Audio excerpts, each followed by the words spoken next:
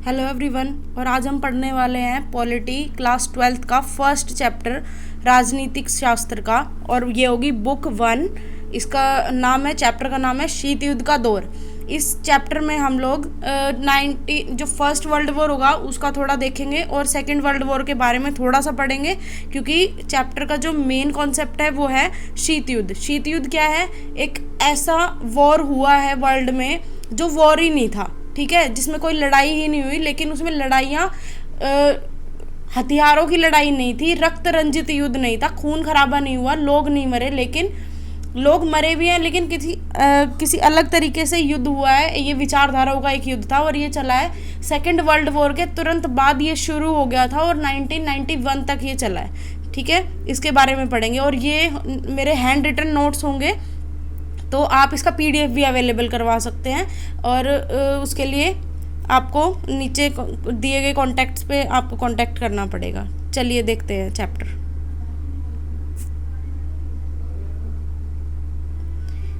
Chapter शुरू करते हैं, शीत युद्ध का दौर। पहले हम प्रथम विश्व युद्ध के बारे में थोड़ा देख लेते हैं। प्रथम विश्व युद्ध 1914 से लेके 1914 से लेके 1918 तक चला था। ये युद्ध मतलब बहुत बड़े लेवल पे युद्ध हुआ था और बहुत इसमें खून खराबा हुआ था, बहुत ज़्यादा लोग, ठीक है। उसके बाद सोचा गया कि अब कभी युद्ध नहीं होगा, क्योंकि जो कंट्रीज़ थी वो क्या हो गई थी, क्योंकि उनको बहुत ज़्यादा नुकसान हो गया था और ऐसा लग रहा था कि अब मतलब वो थक गई हैं बिल्कुल, कि अब कोई लड़ाई झगड़ा नहीं करेंगी, क्योंकि युद्ध से सिर्फ और सिर्फ नुकसान होता है। लेकिन इतना सब कुछ होने के बाद भी 1939 में एक बार फिर युद्ध छिड़ गया मित्र राष्ट्रों और धुरी राष्ट्रों के बीच में, ठीक है। और ये युद्ध चला 6 सालों तक, 1939 से 1945 तक ये युद्ध चला। किस किस के बीच में था? मित्र राष्ट्र और धुरी राष्ट्र के बीच में, ठीक है। आप ऐसे याद रख सकते हो, जैसे महाभारत का जो युद्ध था वो पांडवों और कौरवों के बीच में हुआ था। पांडव किसके पुत्र थे? पांडु के। और जो कौरव थे वो धृतराष्ट्र के वो थे, पुत्र थे। तो धृतराष्ट्र और धुरी राष्ट्र को आप कर सकते हो, क्योंकि हमें पता है कि कौरव जो थे वो हार गए थे, तो धृतराष्ट्र हार गया था और पांडु जीत गया था। इसका मतलब मित्र राष्ट्र जीत गया था और धुरी राष्ट्र मतलब धृतराष्ट्र हार गया था, ठीक है। मित्र राष्ट्र में कौन कौन था? ब्रिटेन था, USA is a group of 50 countries, ठीक है। जो नॉर्थ अमेरिका हमारा उत्तरी अमेरिका हमारा महाद्वीप है, उसकी 50 कंट्रीज को मिलकर यूएसए का एक ग्रुप बनता है। अमेरिका उसकी लीडिंग कंट्री होती है, ठीक है। फ्रांस, यूएसएसआर, ये सब मित्र राष्ट्रों के सदस्य थे। और धुरी राष्ट्र में जर्मनी, जापान और इटली, ठीक है, ये सारे देश थे। अब इस युद्ध में मैंने आपको पहले बता दिया है, जो धुरी राष्ट्र वो हार गया था, ठीक है। इस युद्ध में न केवल यूरोपीय देश बल्कि दक्षिण पूर्वी एशिया, चाइना, बर्मा तथा भारत के पूर्वोत्तर भाग भी शामिल थे। जैसे भारत का पूर्वोत्तर भाग क्या है? नॉर्थ ईस्ट ऑफ इंडिया, ठीक है। और क्यों थे हम लोग इसमें शामिल? भारत, चाइना, ये सब क्यों शामिल थे? एशिया क्यों शामिल था? क्योंकि उस टाइम पर जो अधिकतर एशिया के जो देश थे ना, वो किसकी कॉलोनी थे, किसके गुलाम थे, किसके औपनिवेशिक थे? ब्रिटेन के। तो ऑब्वियसली जहाँ मालिक जाएगा वहाँ पर उसके गुलाम जाएंगे, ठीक है। तो इसलिए कॉलोनीज जो थी, जो ब्रिटेन की कॉलोनीज थी, वो सारी की सारी क्या थी? इस युद्ध में शामिल थी। आज हम इसका केवल एक पार्ट करेंगे, ये चैप्टर 2 पार्ट में कंप्लीट होगा, ठीक है। आप अगली वीडियो इस चैप्टर को पूरा करने के लिए देख सकते हैं। चलिए आगे बढ़ते हैं। द्वितीय विश्व युद्ध के बाद 1945 से 1990 तक की वह तनावपूर्ण अंतर्राष्ट्रीय स्थिति जो अमेरिका और सोवियत संघ के बीच रही, उसे शीत युद्ध कहा गया, ठीक है। अंतर्राष्ट्रीय राजनीतिक स्थिति जो सोवियत संघ और अमेरिका के बीच में रही। अब आप सोच रहे होगे अमेरिका और सोवियत संघ के बीच में कैसे युद्ध हो गया? तो जब धुरी राष्ट्र हार गए और मित्र राष्ट्र हार गए, तो वर्ल्ड में अब 2 बड़े देश उभर कर सामने आए, अमेरिका और सोवियत संघ। तो दोनों एक ही ग्रुप में थे। अब आपके पास अब जैसे आप हो, किसी ग्रुप से आपकी लड़ाई हो रही है, ठीक है, आप 4-5 लोग हो और सामने वाले ग्रुप में भी 4-5 मेंबर हैं, तो आपकी किसी से लड़ाई हो रही है, आप उनको हरा देते हो, ठीक है। फिर आपके पास ये रहेगा कि मैं ज़्यादा ताकतवर हूँ, मैं ज़्यादा ताकतवर हूँ। आपका पूरा ग्रुप ये सोचेगा कि मेरी वजह से जीते हैं, मेरी वजह से जीते हैं। तो सबको ऐसा लगेगा कि अगर मैं नहीं होता इस ग्रुप में तो ये वॉर नहीं जीत पाते। तो ऐसा ही सोवियत संघ और अमेरिका के साथ हुआ। दोनों को लगता था कि वो बहुत बड़ी महाशक्तियाँ हैं और वो थी भी, लेकिन वर्ल्ड लेवल पे वो एक दूसरे के अगेंस्ट हो जाएंगे, ऐसा कभी किसी ने नहीं सोचा था। ठीक है, तो शीत युद्ध के जब द्वितीय विश्व युद्ध चल रहा था तब भी, द्वितीय विश्व युद्ध का अंत मैं बता देती हूँ कैसे हुआ था। द्वितीय विश्व युद्ध का अंत हुआ था जब अमेरिका ने बिना सोवियत संघ को खबर किए, क्योंकि एक ग्रुप के मेंबर है तो हम सब कुछ आपस में क्या करेंगे, शेयर करेंगे, अपनी सारी की सारी जो भी हम स्ट्रैटेजी बनाएंगे वॉर को लेके, सारी जो रणनीति बनाएंगे युद्ध की, वो सब एक दूसरे से शेयर करेंगे। लेकिन अमेरिका ने ऐसा नहीं किया, और कई बार सोवियत संघ ने भी ऐसा नहीं किया था। सोवियत संघ यूएसएसआर है और अमेरिका जो है वो यूएसए है। ठीक है, यहाँ हम अमेरिका कह के हम यूएसए को दिखा रहे हैं, यूएसए को, और सोवियत संघ कह के हम यूएसएसआर को दिखा रहे हैं। यूएसएसआर भी 8 कंट्रीज़ का एक ग्रुप था, और सोवियत संघ जो वो यूएसएसआर 8 कंट्रीज़ का ग्रुप था, और यूएसए जो था वो ग्रुप था पश्चिमी कंट्रीज़ का। ठीक है, पूर्वी खेमा पश्चिमी खेमा ऐसे करके।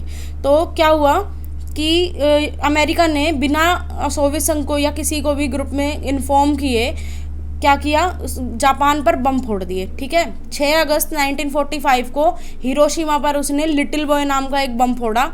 ये क्या थे, न्यूक्लियर बॉम्ब्स थे। 6 अगस्त 1945 को क्या जापान के हिरोशिमा शहर पर लिटिल बॉय नाम का एक परमाणु बम फोड़ दिया, और 3 दिन बाद ही 9 अगस्त 1945 को क्या किया, जापान के नागासाकी शहर पर फैटमैन नाम का एक परमाणु बम फोड़ दिया। और इसकी खबर सोवियत संघ को नहीं थी कि ऐसा होने वाला है, क्योंकि जापान लगभग सरेंडर करने वाला था। ठीक है, आत्मसमर्पण करने वाला था, लेकिन फिर भी अमेरिका ने वेट नहीं किया। वो शायद अपनी शक्ति दिखाना चाहता था, वो हम आगे पढ़ेंगे, आगे के चैप्टर्स में आएगा वो कि क्यों किया उसने ऐसा या कैसे।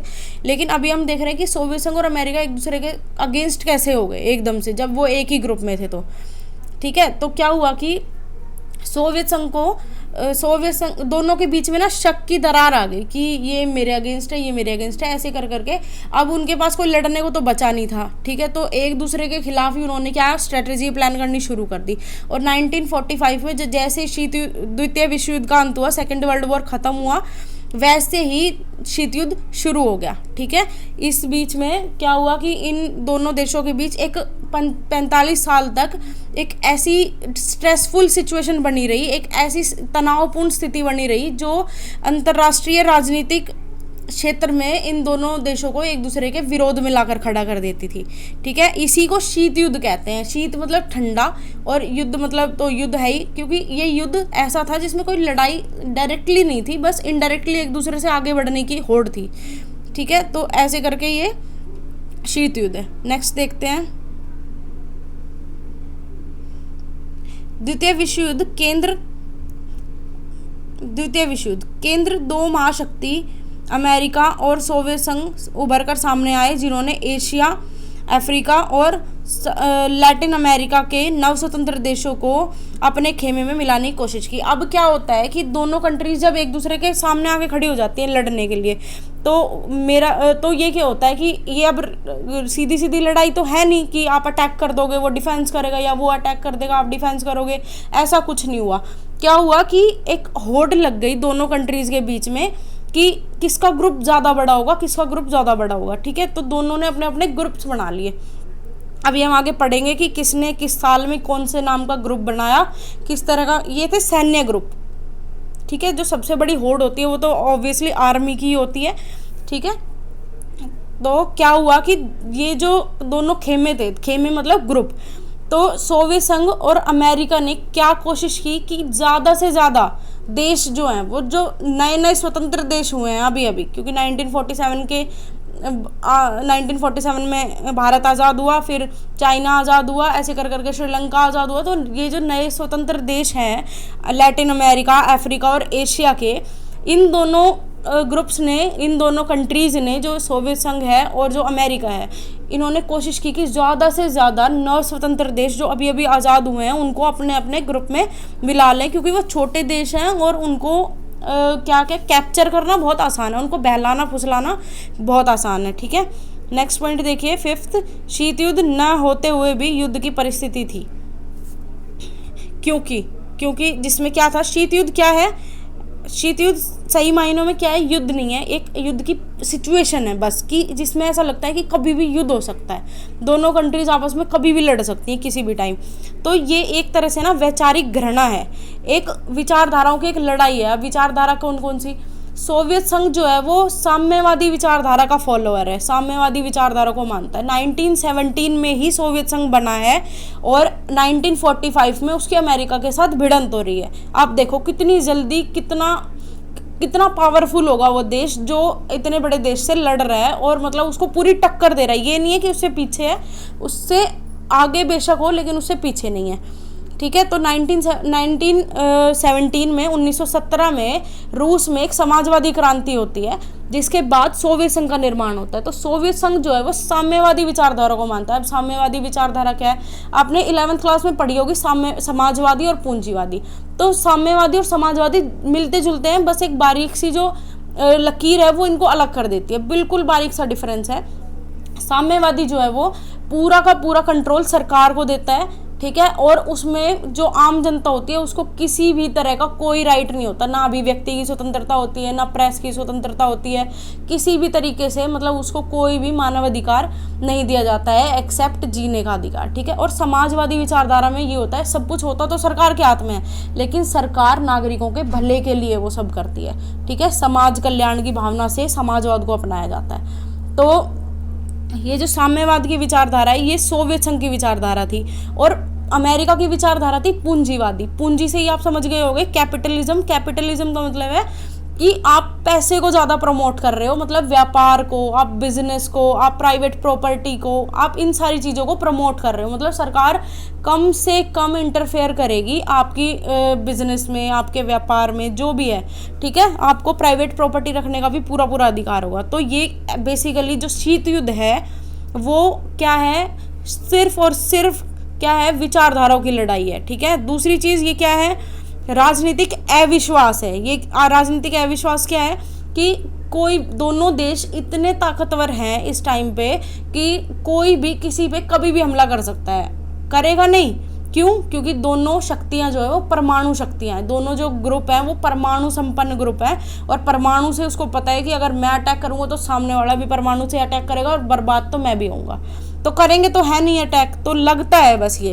तो उन दोनों को विश्वास नहीं है एक दूसरे पे, उनको ये लगता है कि कोई भी शक्ति कभी भी, कोई भी सामने वाला देश हमारे ऊपर कभी भी अटैक कर सकता है। तो ये राजनीतिक अविश्वास की स्थिति है। तीसरा है कूटनीतिक जोड़ तोड़। ये क्या है, प्लानिंग प्लॉटिंग है एक दूसरे के खिलाफ, की उसको ऐसे मात दी जा सकती है, उसको ऐसे मात दी जा सकती है, उसको ऐसे नीचा दिखाया जा सकता है, उसके साथ उसके ग्रुप से अगर हम इस देश को तोड़ दें और अपने में मिला लें तो हम ऐसे बड़े हो जाएंगे, ठीक है। ऐसा ही है, सिर्फ एक जो ह्यूमन बिहेवियर है बस वही शीत युद्ध का बेस है, ठीक है। चौथा क्या है, सैनिक प्रतिस्पर्धा, ठीक है। फोर्स किसकी ज़्यादा तगड़ी होगी, किसकी फोर्स में ज़्यादा पावर होगी, कौन मतलब कितना ज़्यादा उसके पास आर्मी फोर्स है, कितना ज़्यादा वो खर्चा कर रहे हैं, कितनी प्रौद्योगिकी वो यूज़ कर रहे हैं, कितनी टेक्नोलॉजिकल उसकी फोर्स है, ठीक है। ये सब चीज़ें हैं। जासूसी प्रचार, तो मतलब एक दूसरे पर नज़र रखना, सारी चीज़ें, दूत भेजना, एक विचारों का प्रचार करना, ऐसे करके, ठीक है। दूत भेज कर दूसरे देशों में लोगों को मनवाना, जैसे कन्वर्जन होता है कि हम अपने धर्म में मिलाना चाहते हैं, ऐसे ही इसी तरीके से विचार बदल देना, ठीक है। राजनीतिक हस्तक्षेप, 6th पॉइंट। राजनीतिक हस्तक्षेप क्या है, ये एक ऐसी स्थिति है, मतलब अगर आपकी कंट्री में कुछ हो रहा है, जैसे मान लो दोनों अगेंस्ट है एक दूसरे के, और अमेरिका में सरकार के खिलाफ लोगों ने कुछ विद्रोह कर दिया, तो उसमें भाग के आएगा सोवियत संघ, अरे मैं तुम्हारे साथ हूँ, अरे मैं तुम्हारे साथ हूँ, ऐसा कुछ, ठीक है। उसके पॉलिटिकल चीज़ों में इंटरफेरेंस करना, ठीक है। नेक्स्ट है हथियारों की ओर। सबसे इंपॉर्टेंट पॉइंट यही है, विचारधारा और हथियारों की ओर, ठीक है। ये जो शीत युद्ध था ये बेसिकली यही था बस, ठीक है। दोनों को क्या करना था, अपने आप को और अपने ग्रुप के जितने भी सदस्य थे, अभी आगे हम इनके ग्रुप्स भी डिस्कस करेंगे, तो इसके ग्रुप के जितने भी सदस्य थे सबको परमाणु संपन्न बनाना। मतलब हर कंट्री के पास क्या होगा, न्यूक्लियर पावर होगी हर कंट्री, जो भी इनके ग्रुप में शामिल होगी। इनमें बस यही होड़ थी कि कौन पहले परमाणु लेगा और ये सारी चीज़ें। तो शीत युद्ध की परिस्थिति ये सब थी कि उसमें किस चीज़ को लेकर क्या था, मनमुटाव था एक दूसरे के लिए। शीत युद्ध काल में अंतर्राष्ट्रीय राजनीति दो विरोधी गुटों और विचारधारा में विभाजित हो गई थी, ये हम डिस्कस कर चुके हैं। दो गुट कौन कौन से और विचारधारा कौन कौन सी थी? एक गुट था अमेरिकी ग्रुप और एक गुट था सोवियत संघ का गुट, मतलब ग्रुप को हम गुट कहते हैं हिंदी में, ठीक है। जो अमेरिकी विचारधारा है वो पूंजीवादी है, आपको पता चल गया होगा अभी, और सोवियत संघ की जो विचारधारा है वो है साम्यवादी विचारधारा। आगे देखिए, किसी भी शक्ति गुट में बिना शामिल हुए अपनी नीतियों का अनुसरण करना गुट निरपेक्षता की नीति कहलाई, तथा युद्ध में किसी भी पक्ष की ओर से युद्ध में भाग न लेने की नीति तटस्थता की नीति थी। तो ये क्या, अब गुट निरपेक्षता क्या है? गुट मतलब तो आप समझ गए होंगे, ग्रुप है, और निरपेक्षता मतलब एक तरह से दूर रहना, ठीक है। तो अब लोगों के, अब पूरा वर्ल्ड जब दो ग्रुप में बट गया है, पूरा का पूरा ईस्टर्न वर्ल्ड जो हो गया वो सोवियत संघ के साथ हो गया है, पूर्वी जो विश्व है, और जो पश्चिमी देश है, पश्चिमी विश्व के देश हैं, वो सारे के सारे अमेरिका के साथ हो रहे हैं धीरे धीरे करके। तो पूरा वर्ल्ड एक तरह से ना दो खेमों में बट गया है, तो ग्रुप में बट गया है। लेकिन ऐसी सिचुएशन में जो बेचारे अभी अभी आज़ाद हुए हैं देश, जिनका कोई विकास नहीं हुआ है, जिनके पास कोई राजनीतिक सामाजिक व्यवस्था ही नहीं है देश में स्टैब्लिश, वो अगर फिर से इन गुटों में शामिल हो जाएंगे तो वो फिर से गुलाम नहीं बन जाएंगे।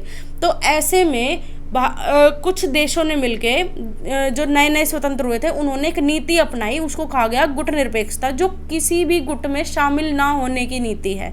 और किसी भी गुट में शामिल ना होने का ये मतलब नहीं है कि आप विश्व के मुद्दों से अलग भाग रहे हो या छुप रहे हो या बच रहे हो, ठीक है, ऐसा कुछ नहीं है। मतलब दो देशों में अगर लड़ाई हो रही है तो गुट निरपेक्षता ये नहीं कहता कि आप उस लड़ाई को छुड़वाओ नहीं, उस लड़ाई में मध्यस्थता की भूमिका मत निभाओ। तो गुट निरपेक्षता बेसिकली क्या है कि किसी भी खेमे में या गुट में या किसी भी ग्रुप में शामिल ना होकर भी अपनी नीतियों का अनुसरण करना, मतलब अपने अकॉर्डिंग अपनी फॉरेन पॉलिसी, अपनी विदेश नीति, अपनी राजनीतिक व्यवस्था सब अपने अकॉर्डिंग चलाना, ठीक है, अपने संविधान बनाना या कुछ भी करना, अपने रूल रेगुलेशन से चलना, यही है गुट निरपेक्षता। लेकिन जो इन गुट निरपेक्षता के साथ साथ जो ऐसा बिहेव करता है कि मैं तो दुनिया में हूँ ही नहीं, दुनिया के एक कोने में छुपा बैठा है और कोई रिएक्शन नहीं कर रहा, दुनिया में लोगों के साथ इतना गलत हो रहा है या कुछ भी हो रहा है और कोई रिएक्ट नहीं कर रहा वो देश, तो वो क्या है, वो तटस्थता की नीति है। तटस्थ मतलब स्टेबल हो जाना, बिल्कुल, ठीक है, बचना, एस्केप।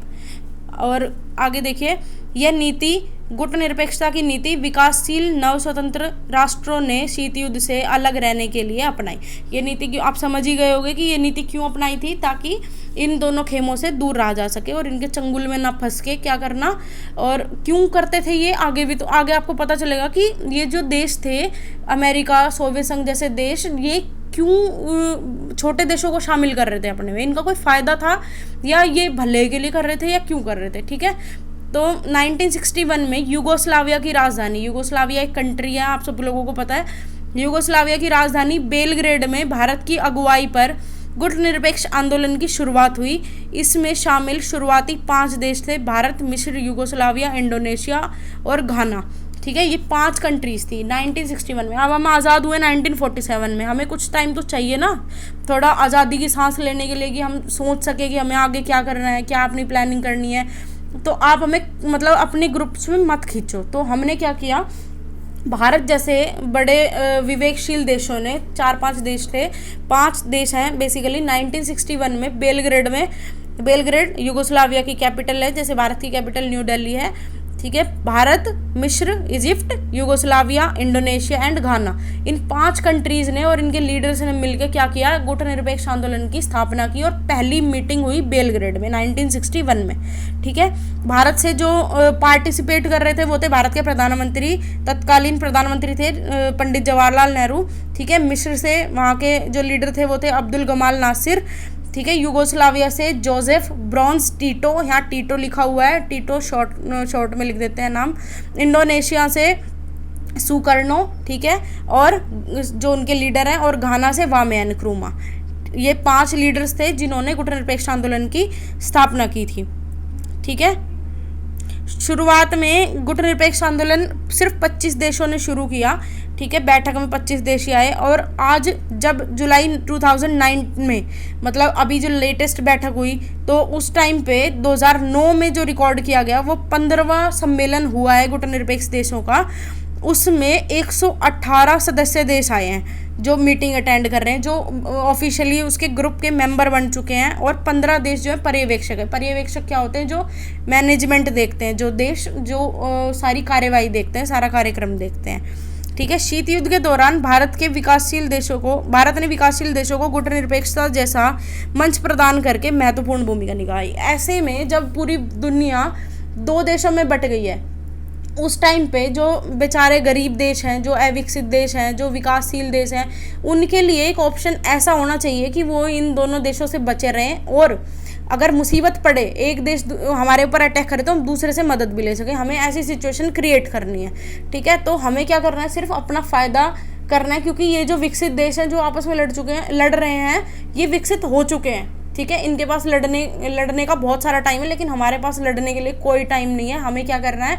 अभी अपनी जनता का समाज कल्याण करना है, अभी अपने देश को विकसित करना है, अपना इनकम बढ़ानी है, पैसा बढ़ाना है अपने देश में।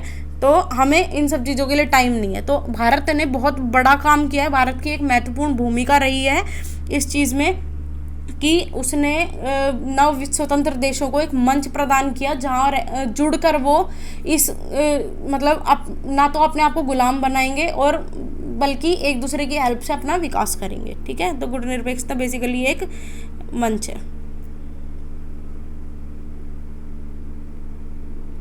नेक्स्ट देखिए, गुटनिरपेक्षता क्या है? द्विध्रुवीयता को चुनौती है। द्विध्रुवीयता क्या है? जब विश्व दो खेमों में बट गया है, दो ध्रुवों में, जो बाइपोलर हो गया है, उसको एक चैलेंज है गुटनिरपेक्षता, क्योंकि अब दुनिया को तीसरा ऑप्शन भी मिल गया है।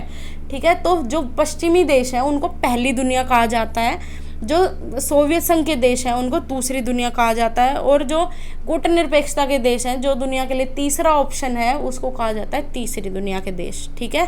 तो आगे हम जब भी पहली दुनिया दूसरी दुनिया की बात करेंगे तो हम समझ जाएंगे कि हम किसकी बात कर रहे हैं।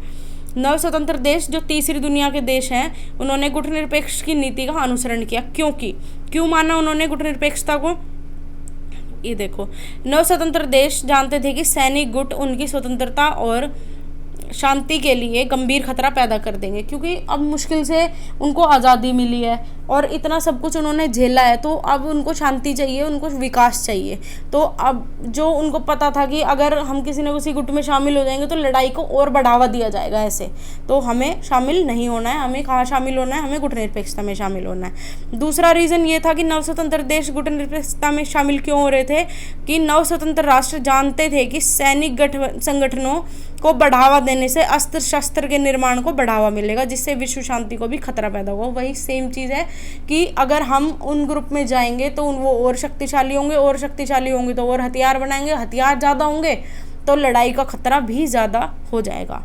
ठीक है। तीसरा रीज़न ये था कि इन देशों के सामने सामाजिक और आर्थिक पुनर्निर्माण की एक भारी जिम्मेदारी थी, और इस कार्य को युद्ध और तनावों से मुक्त वातावरण में ही पूरा किया जा सकता है। तो अगर हम युद्ध में बिजी होंगे तो हम विकास नहीं कर पाएंगे, ये उनको समझ आ गया था, तो इसलिए वो उन गुटों में शामिल ना होकर गुटनिरपेक्षता में शामिल हुए।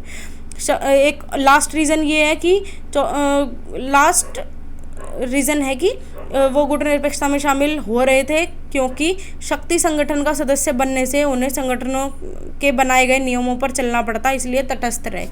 क्यों नहीं चाहते थे कि वो हम दूसरों के नियमों पे चले? क्योंकि अभी तक वही तो कर रहे हैं। वो जो गुलामी में उन्होंने किया है, जो पश्चिमी देशों की कॉलोनी बन के उन्होंने किया है, वही वो दोबारा थोड़ी करेंगे। इतने बेवकूफ़ तो कोई नहीं होता कि दोबारा वही चीज़ वो करता रहे। ठीक है। तो उनको समझ आ गया था कि हमें उन गुटों में शामिल नहीं होना है। अच्छा, आगे देखिए, शीत युद्ध के दौरान संयुक्त राष्ट्र संघ भी शीत युद्ध की राजनीति से काफ़ी प्रभावित था, और कोई भी निर्णय लेना उसके लिए आसान नहीं था। अब संयुक्त राष्ट्र संघ क्या है, इसके लिए एक पूरा का पूरा चैप्टर है इस बुक में, अंतर्राष्ट्रीय संगठन करके, तो उसमें हम इसमें पढ़ेंगे, लेकिन अभी हम शॉर्ट में देख लेते हैं कि यूएनओ एक ऐसी संस्था बनाई गई जो 1945 जब सेकेंड वर्ल्ड वॉर ख़त्म हो गया, तो यूएनओ एक ऐसी संस्था बनाई गई जो विश्व में शांति बनाए रखेगी, और इसमें बहुत बड़े बड़े विकसित देश शामिल थे। अमेरिका हो गया, फ्रांस हो गया, ब्रिटेन हो गया, ठीक है, चाइना हो गया, ये सब सदस्य इसमें शामिल थे। तो ये जो था, ये संगठन शांति बनाए रखने के लिए था। लेकिन इसमें जो 5 कंट्री है उनके पास ना वीटो पावर है, और उनमें से सबसे ज़्यादा फंडिंग वही लोग करते हैं, वीटो पावर वाले लोग। तो वीटो पावर क्या होती है? किसी चीज़ को मना करने की शक्ति। ठीक है, हमने लास्ट ईयर में पढ़ा है कि वीटो पावर होता है आदेश को पास करने से रोकने की शक्ति प्रेसिडेंट के पास, जो इंडियन प्रेसिडेंट के पास है। लेकिन अगर वर्ल्ड कॉन्टेक्स्ट में देखें तो यूएनओ के सदस्यों, जो स्थायी सदस्य हैं, उनके पास है वीटो पावर। वो अगर चाहे, अगर 5 सदस्यों के पास है, तो 5 में से अगर एक भी ये कहे ना कि नहीं ये काम नहीं होना चाहिए, तो वो काम नहीं होगा। ठीक है, तो इसको कहते हैं वीटो पावर, मना करने की शक्ति।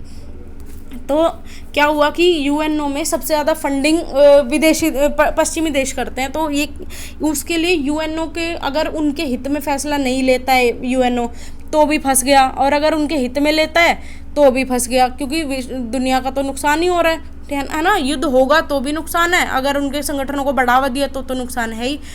अच्छा, तो यूएनओ भी उनकी राजनीति से काफ़ी प्रभावित था, और उसके लिए कोई भी डिसीजन लेना इजी नहीं था। परमाणु संपन्न होने के कारण दोनों महाशक्तियों में रक्त रंजित युद्ध के स्थान पर प्रतिद्वंदिता, कंपटीशन और तनाव की स्थिति बनी रही, जिसे शीत युद्ध कहा गया। ठीक है, हम ये पढ़ चुके हैं कि परमाणु संपन्न थे दोनों कंट्री, तो अटैक तो करेंगे नहीं एक दूसरे पे। तो रक्त रंजित युद्ध मतलब खून खराबे वाला युद्ध तो हुआ नहीं, लेकिन एक कंपटीशन और एक स्ट्रेस जो थी, तनाव जो था दोनों के बीच में, हमेशा बना रहा, जिसे शीत युद्ध कहा गया। ठीक है, तो ये इस चैप्टर का बेस है बस। ठीक है, महाशक्तियों को छोटे देशों से क्या लाभ थे, इसको ये आज के लिए लास्ट टॉपिक होगा कि महाशक्तियाँ छोटे देशों से क्या लाभ चाहती थी और क्यों उनको अपने आप में शामिल कर रही थी। तो छोटे देशों के प्राकृतिक संसाधनों का प्रयोग करती थी, छोटे देशों को पागल बना के, बहला फुसला के, कम रेट में कहती हम आपके विकास में सहायक होंगे, हम आपके विकास में सहायता करेंगे, आपको फंडिंग करेंगे, ये करेंगे वो करेंगे, आर्थिक सहायता देंगे, बदले में आप हमें आपके प्राकृतिक संसाधनों को क्या करने दो, लूटने दो। ठीक है, ऐसा ही होता है कॉलोनीज में। तो इनडायरेक्टली वो कॉलोनी बनाना चाहते थे। दूसरा पॉइंट ये है कि सैन्य ठिकाने स्थापित, अगर आपका दुश्मन आपसे दूर है और वहाँ कहीं आप आसपास आपका फ्रेंड है, तो आप क्या करोगे, दोस्त बना, छोटे छोटे कंट्रीज आपकी दोस्त हैं उसी के आसपास, तो आप क्या करोगे, वहाँ अपनी सेना को क्या कर दोगे, भेज दोगे, और दुश्मन पर निशाना साधने के लिए बिल्कुल तैयार बैठ जाओगे, मतलब तैनाती कर दोगे, अपनी सेना की तैनात कर दोगे।